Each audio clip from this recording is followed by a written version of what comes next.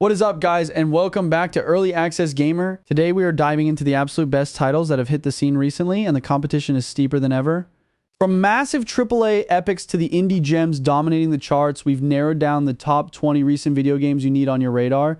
You seriously won't believe what landed at number 4. It's a massive surprise that redefined its entire genre. Buckle up, because we're counting them down right now. We are kicking things off with a title that honestly felt like a fever dream for the better part of a decade.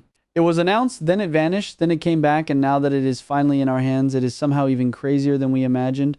We are talking, of course, about Mewgenics. Coming from the twisted mind of Edmund McMillen, the guy who gave us Super Meat Boy and The Binding of Isaac, this was never going to be Nintendogs. Instead, what we have here is a cat breeding simulation that feels more like a mad science experiment gone, right? It is a tactical turn-based RPG layered over a complex genetics management sim, and it is currently sitting at the absolute top of the review charts for 2026. The loop is addictive, stressful, and terrifying. You collect stray cats, bring them back to your house, and breed them. But this isn't about making the cutest kitten, it is about creating the ultimate biological weapon to survive the harsh world outside.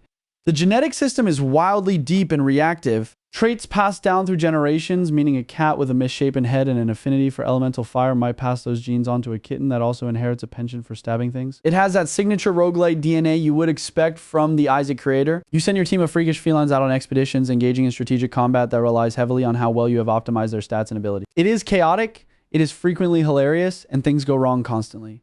Maybe your starfighter gets a debilitating disease, or maybe a breeding experiment results in a cat that is essentially just a floating head. The sheer amount of emergent gameplay here is staggering. Every run feels different because the genetic combinations are practically infinite, and the game remembers the lineage of your house in ways that affect future runs. After years in development hell, Mewgenics didn't just cross the finish line, it sprinted past it to become an instant classic. If you love distinct art styles, deep strategy, and weird humor, this is the must-play title of the year. Moving from the chaotic world of cat breeding to a AAA juggernaut that is currently dominating the charts, we have to talk about Monster Hunter Wilds. If you thought Monster Hunter World was a pivotal moment for the franchise, Wilds has somehow managed to make that game look like a warm-up act. Capcom has officially outdone themselves here, taking the seamless map concepts we saw in World and Rise and blowing them up into something that feels like a truly living, breathing ecosystem. The headline feature here is the world itself. We are done with segmented zones. These biomes are massive, interconnected, and densely packed with life. What is really cool is how the new dynamic weather systems actually matter. We aren't just talking about rain making the ground wet, severe weather events shift the entire flow of the hunt. You might be tracking a monster that suddenly becomes more aggressive or totally disappears because a sandstorm rolled in. It forces you to adapt your strategy on the fly in a way the series hasn't really demanded before. Voyager has also seen a massive glow up. The new mount mechanics are incredibly fluid, allowing you to move across these huge maps without feeling like you're wasting time. You can sharpen weapons, craft items, and even swap gear while riding, which keeps the momentum going during a chase. It is easily the most immersive hunting experience to date, and considering the player counts are shattering records right now, it is safe to say this is the definitive multiplayer game of the moment. If you have been waiting to jump back into the hunt, this is the time. If hunting monsters in a vast open world feels just a little too relaxing for you, and you crave that sweaty palms aching intensity, Team Ninja has returned to reclaim the action RPG throne with Nioh 3. Released just a few days ago, this game takes everything that made the first two entries special and sharpens it to a terrifyingly fine point. We all know Nioh is famous for its complex stance-switching combat, but Nioh 3 refines that loop to a razor's edge. The major innovation here is the new samurai versus ninja dynamic. It essentially allows you to swap between two completely distinct operational modes on the fly. One moment you're a disciplined samurai utilizing heavy armor and timed counters to hold your ground. The next you vanish into a smoke bomb and re-emerge as a ninja, focusing on speed, stealth tools, and overwhelming aggression. It adds a rhythmic layer to the combat that makes you feel like an absolute master of the blade once you click with it. Don't expect an easy ride though. The boss design is as punishing as ever, featuring some of the most aggressive enemies Team Ninja has ever cooked up. You will die and you will die off. However, the expanded suite of Yōtei abilities gives you just enough supernatural firepower to survive the onslaught. For the loot goblins and the min-maxers out there, the build diversity is staggering. If you love staring at stat screens to squeeze out an extra 1% damage, or if you live for those frame-perfect parries, Nioh 3 isn't just a sequel, it is your new obsession. If your fingers need a slight break from Nioh's intensity, but you still crave active engagement, you need to look at Clair Obscur, Expedition 33. This title came out swinging late last year with some of the most striking art direction we have seen in the genre. It is a turn-based RPG at its core, but it refuses to let you be a passive observer. The combat features a unique reactive system that changes the game completely.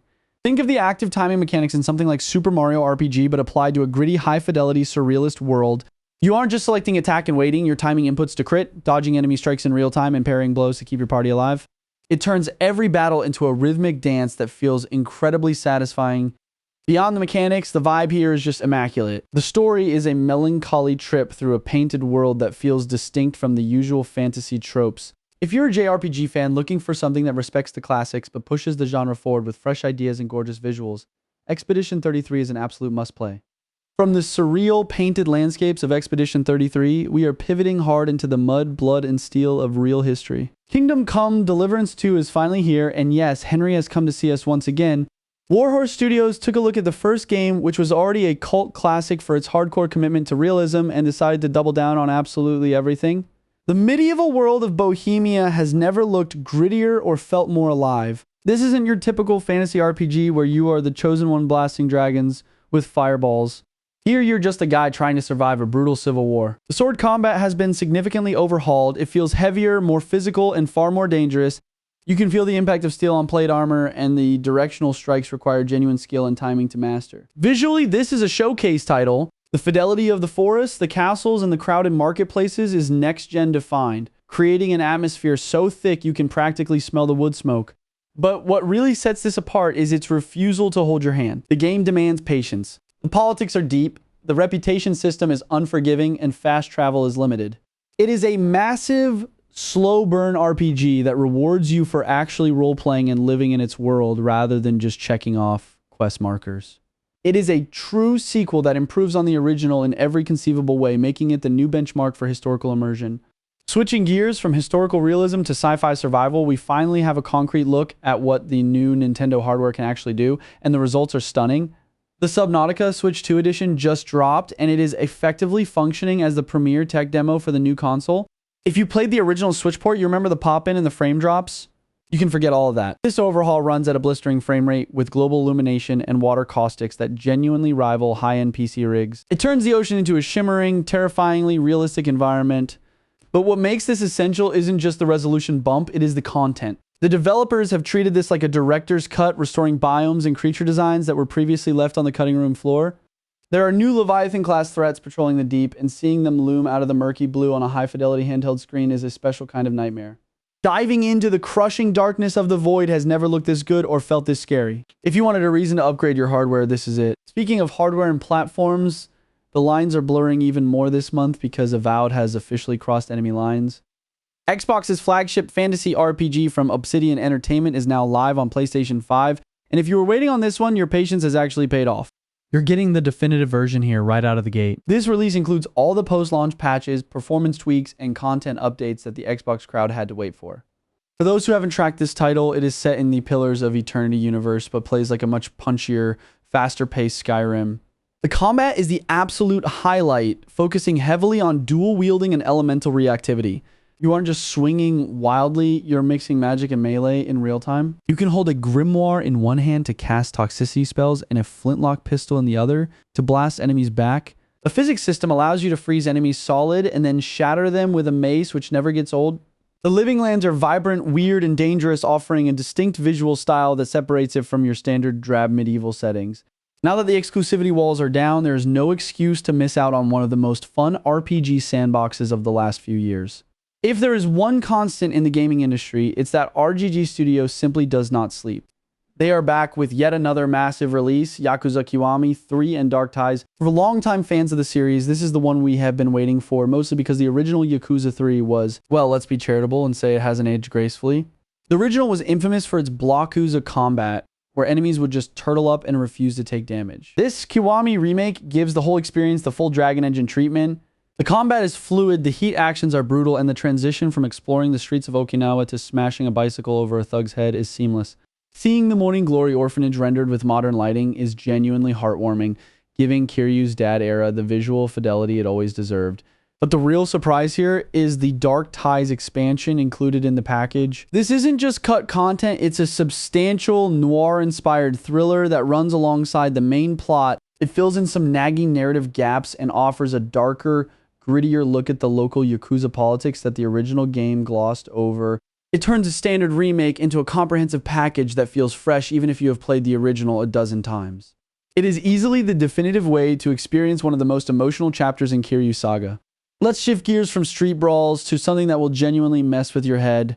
Square Enix has dropped a surprise sequel to their cult hit, giving us Paranormasight: The Mermaid's Curse. If you slept on the 7 Mysteries of Honjo back in 2023, you missed one of the most innovative narrative adventures of the decade, and this follow-up somehow raises the stakes even higher. It acts as a visual novel adventure on the surface, but under the hood, it weaponizes Japanese folklore against the player. The developers have mastered the art of fourth wall breaking mechanics, creating puzzles that often require you to think outside the boundaries of the game window itself. It creates this paranoid atmosphere where you feel like the game is watching you back, which is exactly what you want from a supernatural mystery. The big new twist here is the titular Mermaid's Curse mechanic. In the previous game, you could take your time to deduce the right answer, but this system introduces a dynamic tension timer to specific conversations and investigations. You can't just sit there and ponder your options forever anymore. The curse effectively eats away at your lifeline, forcing you to make gut-wrenching choices in seconds. The writing is incredibly sharp. The scares are earned without relying on cheap jump scares, and if you love solving a mystery that actively tries to trick you, this is essential playing. If Paranormasight was about stressing you out, our next pick is the gaming equivalent of a warm blanket and a hot meal. We are talking about Dragon Quest VII Reimagined. Now, let's be honest, the original version of this game was notorious for a runtime that could easily hit triple digits and a tutorial that lasted longer than some entire modern campaigns. But Square Enix has pulled off a miracle here. This is exactly how you do a remake. They have streamlined the pacing significantly, trimming the fat without sacrificing the epic scale of the adventure. You get into the action faster, the backtracking is less tedious, and the story flows with a momentum that the original just didn't have. Visually, it is using the next evolution of that HD 2D style we've come to love from games like Octopath Traveler. It looks absolutely gorgeous, mixing pixel art charm with dynamic lighting and rich 3D environments that give the world a diorama-like quality. The core loop of finding stone fragments to restore forgotten islands to the world map feels more magical than ever. Watching a colorless, lost land suddenly burst back into existence is still one of the most satisfying loops in the genre. It is comfort food gaming at its absolute finest, polished to perfection for a modern audience. Whether you're a veteran of the series or a newcomer, this is a journey worth taking. If you need something a little less comforting and a little more traumatic, you're going to want to check out Reanimal. Coming straight from the twisted minds that gave us the original Little Nightmares, this is pure nightmare fuel distilled into a co-op adventure. This time around, you aren't alone in the dark. The game focuses on 2 orphans trying to traverse a world filled with grotesque hybrid monstrosities that look like they crawled out of a fever dream. We are talking about pigs stitched together with industrial machinery and birds with human limbs. It is genuinely unsettling stuff. The atmosphere is thick with dread, utilizing that signature grim dollhouse aesthetic the developers are famous for. Mechanically, the puzzle platforming requires tight coordination with a partner. You will need to boost each other up, distract enemies, and sprint for your lives in perfect sync to survive. It is a relatively short experience, but it is dense, sweet in a morbid way, and absolutely disturbing. Grab a friend you trust, turn off the lights, and prepare to be thoroughly creeped out. While Reanimal has you running from monsters, our next entry pits you against an enemy that doesn't bleed, but will absolutely kill you if you make a mistake.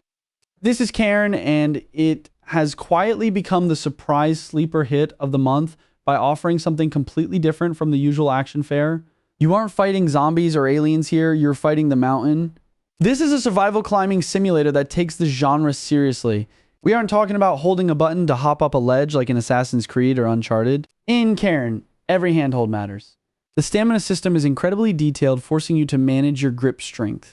Check the stability of the rock and strategically place your pitons. If you misjudge a reach or forget to anchor yourself before a rest, you're plummeting to the bottom. It sounds stressful, and honestly it is, but there's also something oddly meditative about it. Once you get into the flow state, just you and the rock face listening to the wind howl around you, it becomes a mesmerizing experience. It is a unique physical challenge that strips away the combat to focus on pure endurance and problem solving. If you want to test your wits against gravity itself, do not sleep on this one. From the quiet isolation of climbing a mountain in Cairn, we move to the quiet isolation of deep space. For years, this game felt like a myth, a logo floating in the void, but it is real, and it is a masterpiece. Metroid Prime 4 Beyond has finally landed, and Retro Studios has reminded everyone why they are the kings of the genre. They nail that signature sense of lonely, atmospheric storytelling that defined the original trilogy. You aren't just shooting aliens, you're an archaeologist with a heavy blaster. The scanning mechanics are back and deeper than ever, integrating lore into the environment in a way that makes every room feel significant. But it's the new visor abilities that steal the show. They open up puzzle solving in genius ways, forcing you to shift your perspective and interact with the world's geometry to uncover secrets. This is widely being hailed as the best first-person adventure since the GameCube era. It respects the legacy while pushing the tech forward, delivering a visual feast that runs flawlessly. It was a long wait, but Samus Aran is officially back on top. While Samus is exploring alien frontiers, Sucker Punch is taking us back to Earth, but moving the timeline forward to a wilder, colder era. Ghost of Yōtei is finally here, and it is a worthy successor to the atmospheric masterpiece that was Ghost of Tsushima. We are leaving Jin Sakai behind to step into the boots of a new protagonist, Atsu, at the base of the stunning Mount Yōtei in Hokkaido. The setting immediately sets a different tone. This isn't the manicured estates of Tsushima. This is a frontier, snowy, untamed, and dangerous. The gameplay reflects that wildness too. The introduction of early firearms adds a loud, smoky punch to the combat, forcing you to rethink your approach. But the biggest game changer is the companion wolf mechanic. It completely shifts the stealth meta, allowing you to coordinate takedowns or use your furry ally to distract guards while you slip by. It retains that incredibly satisfying samurai combat loop, perfect parries, lethal strikes, the wind guiding your path, but wraps it in a fresh identity that feels distinct. If you wanted more swordplay but needed a new playground, this is it. Staying in the realm of lethal blades but speeding things up significantly, BlazBlue Entropy Effect X has just dropped. This is a massive update sequel hybrid for the action roguelike spin-off that originally caught everyone off guard with just how good it felt to play. If you like 2D action games, this is absolute combat perfection. It is fast, flashy, and the combo potential is through the roof. You aren't just mashing buttons. You're juggling enemies in the air, canceling animations into supers, and dashing through attacks with frame-perfect precision. This new X version adds a bunch of fan-favorite characters from the mainline fighting games, each with their own unique movesets that fundamentally change how you approach a run. They have also revamped the progression system entirely. The new talent trees and elemental synergies make every run feel distinct, allowing for some truly broken builds if you get lucky with your drops. Think of it as Dead Cells, but with way more anime spectacle and a combat system deep enough for a tournament fighter. For adrenaline junkies, this is a no-brainer. If you want something that takes itself a little less seriously, actually, let's say not seriously at all, High on Life 2 is back. The comedy shooter returns, and the team has somehow managed to make it even weirder than the first outing. The Talking Guns are back with entirely new personalities, and the humor remains just as divisive as before. You're either going to love the constant chatter or you're going to hate it, but there's no denying the sheer creativity on display here. Mechanically, this is a huge step up. The movement system has been completely overhauled with fluid jetpack and grapple abilities, making the combat loop feel much tighter and far more vertical. The planets are larger and more open-ended, giving you plenty of space to zip around while blasting aliens. It is a dumb, colorful, chaotic time. If you vibe with this specific brand of comedy, it's easily one of the most entertaining shooters of the year. Now, let's pivot from alien worlds to the vibrant courts of the Mushroom Kingdom. Mario Tennis Fever has served up an ace as the premier arcade sports game for the new Switch 2 hardware. Nintendo always uses these titles to show off their new tech, and this time it is all about the haptics. The feedback is incredible. You can actually feel the ball impact the racket with different vibrations for topspin, slices, and lobs. It adds a tactile layer to the gameplay that makes every rally feel weighty and satisfying. The big new twist is the Fever mechanic, which introduces zone-based power-ups that turn matches into chaotic neon-soaked light shows. One minute you're rallying, the next the court is shifting under your feet and you're dodging bob-ombs. It is easily the best local multiplayer game you can buy for the new system right now, so if you have friends coming over, this is the one to grab. From the arcade courts, we are blasting off to a title that has made one of the most impressive genre leaps in recent memory. This is Arknights Endfield. If you know the name, you probably remember it as a mobile tower defense game. Well, you can effectively wipe that image from your mind because Endfield is a full-blown high-budget 3D real-time strategy RPG that feels absolutely massive. The gameplay loop here is fascinating and surprisingly distinct. It mixes traditional party-based combat where you control a squad of operators with unique cooldowns and elemental abilities with a deep industrial base building system. You aren't just fighting, you're literally setting up automated assembly lines and power grids on a hostile alien planet to support your exploration. It is a weird mix that works incredibly well, almost like they smashed an action RPG and a factory automation sim together and wrapped it in a sleek, high-fidelity anime aesthetic. The production values are sky high here, looking crisp and fluid on big screens, far exceeding what we usually expect from spin-off titles. It is complex, strategic, and demands a lot of attention, but if you love systems-heavy RPGs, this is a standout. For the gearheads out there who care more about torque than tactical RPGs, Ride 6 has just set the new gold standard for motorcycle simulators. Milestone has been iterating on this formula for years, but this entry feels like they finally nailed the holy grail of bike physics. They have completely overhauled the suspension modeling and tire physics, meaning every single bike feels distinct. You can feel the weight transfer under heavy braking and the terrifying loss of traction if you get too greedy with the throttle on a corner exit. It's punishing, but incredibly rewarding. The big game changer here is the new dynamic weather system. It isn't just eye candy, it changes the grip levels of the track in real time. During the longer endurance races, this adds a serious layer of strategy. Do you risk staying out on slicks when the clouds darken, or do you pit early and lose position? Visually, it is genuinely photorealistic. Watching the rain bead off the visor at 200 miles per hour makes this arguably the best looking racer on the market right now. If you own a bike or just wish you did, you need to play this. And finally, to close out our list of the top 20 recent games, we are trading the racetrack for the final frontier. It took decades, but we finally have a strategy game that genuinely captures the essence of the source material with Star Trek Voyager Across the Unknown. This isn't your typical space combat sim where you just blast board cubes for points. This is a deep, stressful survival strategy hybrid that understands what made Voyager unique. You are alone in the Delta Quadrant, miles away from backup, and your job is to keep the ship in one piece. You're constantly managing resources, overseeing hull repairs, and balancing crew morale against the terrifying odds of the journey home. What makes this special is that combat is treated as a desperate last resort. In true Starfleet fashion, your primary weapons are science and diplomacy. You're far more likely to survive a crisis by remodulating the deflector dish or negotiating a trade deal for dilithium than by opening fire. For Trekkies, this is the deep, narrative-driven simulation we have been waiting for, and it is the perfect way to cap off an incredible few months of gaming. And that's our list for the top 20 recent video games. It has been an absolute blast revisiting these titles, but now we want to hear from you.